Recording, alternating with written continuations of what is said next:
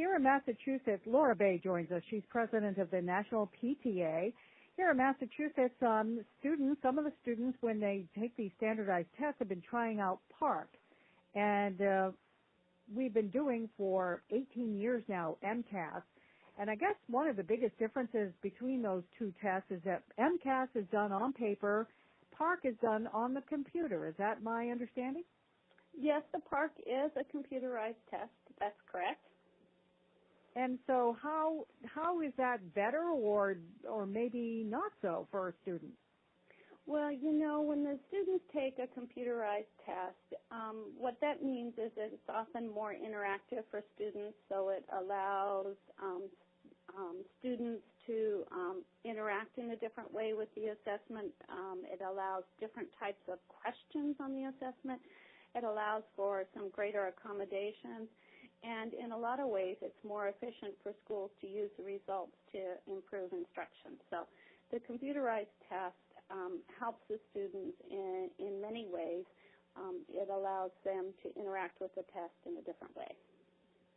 So I presume you're watching in Massachusetts as it goes forward as to which test it will choose. Will it stick with MCAS or a version thereof or this PARCC test?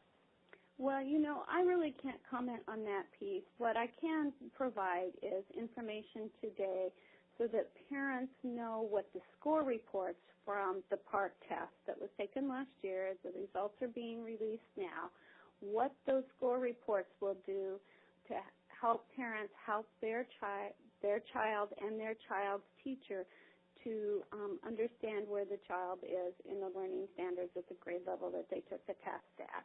And so I am here today to really encourage parents to check out the resources, to check out the score reports, and to have a conversation about how their child did on the PARCC assessments. So if the results, Laura, are maybe a little bit lower than what people expected, can you chalk that up to the newness of the test? Well, you know, if the scores are lower, that is probably a combination of the new standards that were adopted having a little bit higher bar than in previous years. And because it's a higher bar, there's higher expectations for student learning that are focused on skills that the students will need as they move through their educational experience. So what you see are new standards and a new assessment that was used last year to test students on how they're meeting those higher standards. And so what you will see is an adjustment to the new standards. How would you like to see parents get involved in that? It's new for everybody and can be confusing.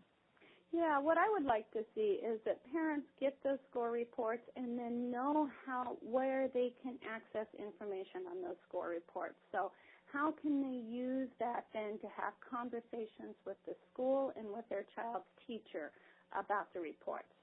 So the reports are actionable. They can tell parents where their student is in learning in, like, English language arts, where they are in reading, both literature, where they are in reading content information, where they are in vocabulary, where they are in each of the subsets of reading. And so parents can use this as a learning tool, the score reports as a learning tool to support where their child is and where their child needs to go in the next step of their learning.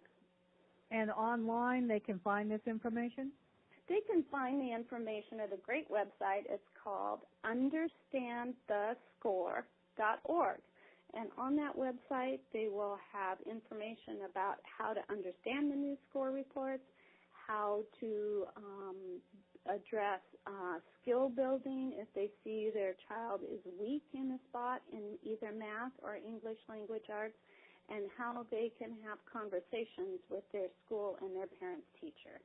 So again, they can find that at understandthescore.org. Excellent. Laura, thanks for the info. We appreciate it. Thank you very much, and have a great day. You too. Bye-bye. Bye-bye.